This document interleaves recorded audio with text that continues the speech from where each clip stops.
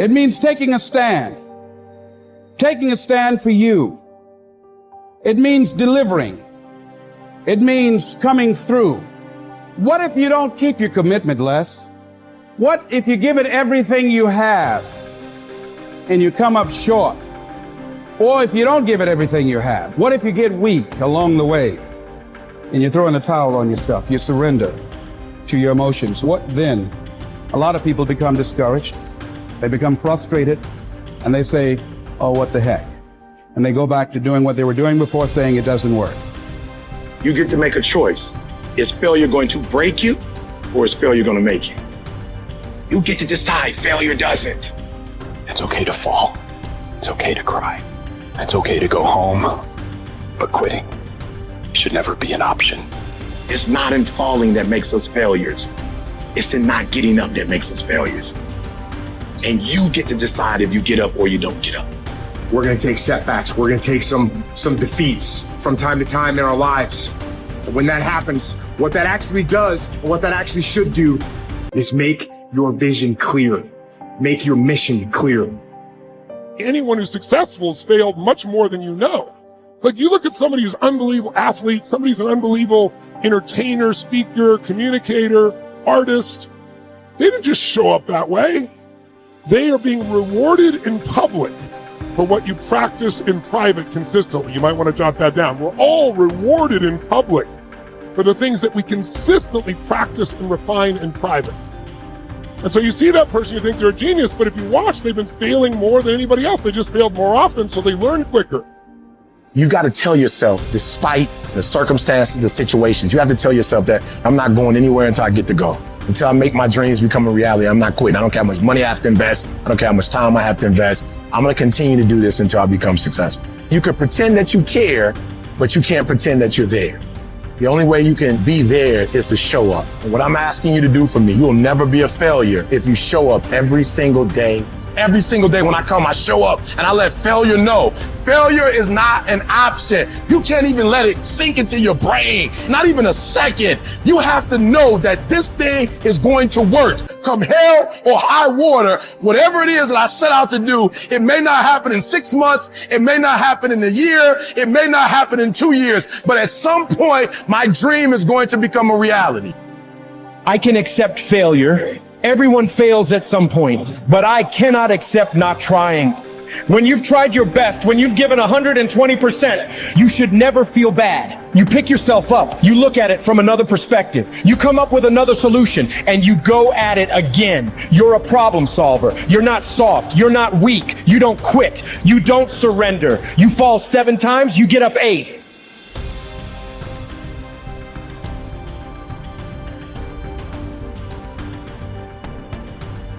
There is a cycle of history that is plain as day.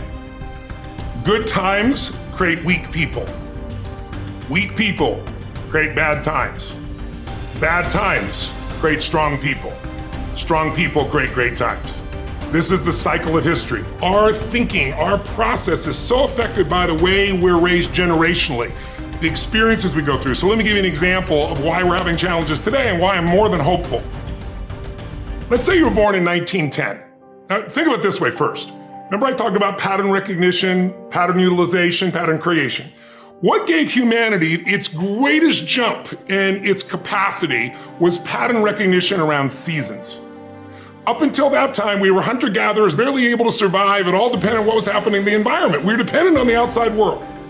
But once we understood the seasons, that planting in the springtime and then taking care of through the summer, boy, in the fall you can reap, and then there's gonna be winter, you gotta hang on to this stuff so you can survive. Once we recognized that pattern, humanity transformed. Communities were created, eventually cities and countries and states, right?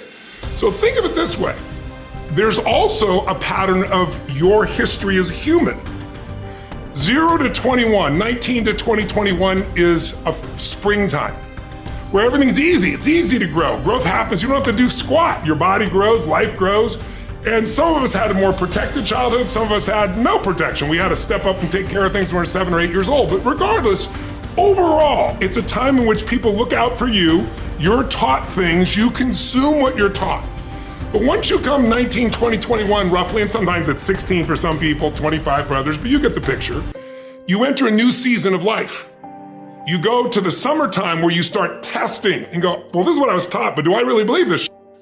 You know, this is what people say, but now I'm in a relationship, you know? And so all of this next 20 years is an explosive growth period if you work at it from 21 to 41.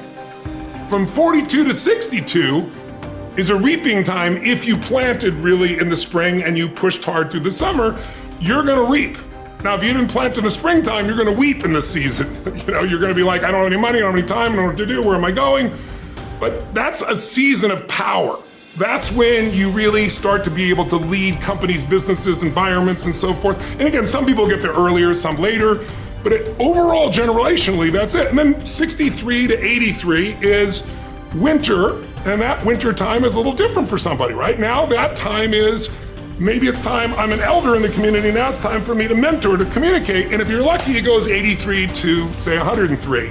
Or the oldest living human is about 119, if you were lucky enough to do that. Maybe you get an extended period of time where you enter the next springtime. So there's seasons that you gotta understand, because if you plant in the winter, I don't care how hard you work, you get no reward. If you bought a house, sounds wonderful, in 2007, normally great, 2007, probably not so great, you're probably just starting to do okay in the last 3 or 4 years, right? So there's a timing to things. There's a timing in your life. There's also timing in history. So imagine you're born in 1910. When would you come of age? 19 years old, 1929. What did you grow up with? World War I ended during that time, the whole world celebrated, and the roaring 20s began, and you're in your teens, cars, radios, parties. You can't wait to turn 19, 20, 21, right? And what happens? For that generation, right at that stage of life, the whole game, the wolves pull out from it, and people are jumping out of buildings, the economy goes to the floor, we got the Dust Bowl. But it didn't end there. Because what happened when they were 29? 1939, World War II. And you and I are too young to know it, but those around know that it looked like we were gonna lose. Hitler was storming across Europe. It looked like life as we know it was over. And these people went overseas and became heroes. They faced such unbelievable, they were thought as flappers, they were thought as weak, they were a lot like a lot of the generation that you see today, the Z generation, not so much because they're just coming up, right? But the millennial generation, by older people, they see them as weak, they're snowflakes, they're this and they're that, but they have technology, they have insights. And when the outside world is demanding enough, not yet, because they're still fearful, they will grow. And that's when things change. And so the season occurs. So think about the difference between the 30s and the 40s versus the 50s versus the 60s as we came after 63 into an American summer as a different mindset versus the 80s to the 2000s, 2010. So we're right now halfway through winter. We're in another winter. It starts financially. Now it's gone to health, but we're far from it. It's gonna be war. And it might be cyber war, it might be full-on war, but there's zero question that China and the US are on a collision course that's going to shape the direction of humanity. And so the people that right now are alive today are gonna have to grow in that environment. I really think we're at a season where there's gonna be a whole new level of growth. And what I just want to do is be one of the many sources that can give people perspective, because here's the problem. A year ago, people thought we were coming out of, we got vaccines now, and we're coming out of COVID, and it's gonna be all over now, and people are excited. But now, after going through 2 years of this, there's a lot of people now that no longer have a compelling future. Like, people talking about New Year's resolutions, most people don't even have one. Because it's like, they never followed through anyway, right? But at least they had something to look forward to. They're starting to get into learned helplessness. Learned helplessness is when something is so bad over and over again, you start thinking the problem's permanent. No problem is permanent. Or you start thinking the problem's pervasive because I haven't handled my finances, my whole world's over. Or because my relationship's bad, my whole world's over. Your life is bigger than that. Or all this is happening because there's something wrong with me. When you get to that point, you stop trying. And so my goal right now is to shake that up for people. People need a new perspective, and you can't do it by just sitting and thinking. You gotta move your body, you gotta change your energy and your focus, because low level of energy, I don't damn how smart you are, you're not gonna use all your ability.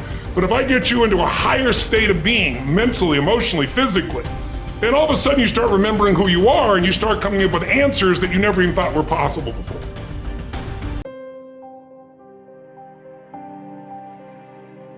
You will hear many people saying, "When I am 50, I shall retire into leisure.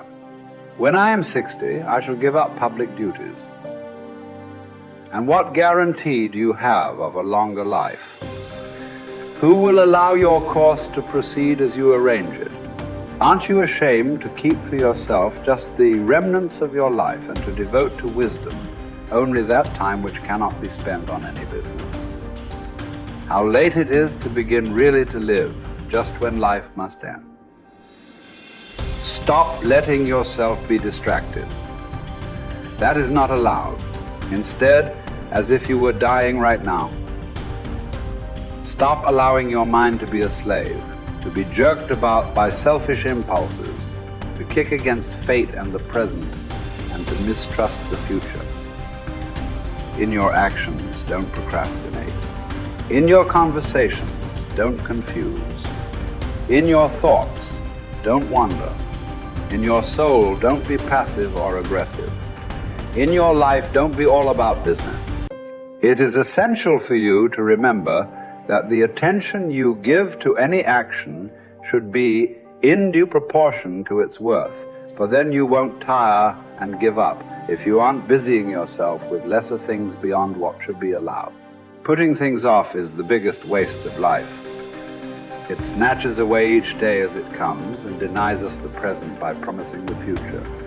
The greatest obstacle to living is expectancy, which hangs upon tomorrow and loses today. You are arranging what lies in fortune's control and abandoning what lies in yours. What are you looking at? To what goal are you straining? The whole future lies in uncertainty. Live immediately. The best livelihood, particularly for the strong, is earning a living from the soil, whether you own your land or not. Many can support their families by farming land owned by the state or private landowners. Some even get rich through hard work with their own hands. The earth repays those who cultivate her, both justly and well, multiplying what she received, endowing in abundance all the necessities of life to anyone willing to work, and all this without violating your dignity or self-respect. Generally speaking, if you devote yourself to the life of philosophy whilst tilling the land at the same time, I couldn't compare it to any other way of life, nor would I prefer any other livelihood. It is living more in accord with nature, drawing your sustenance directly from the earth, the nurse and mother of us all, rather than from another source.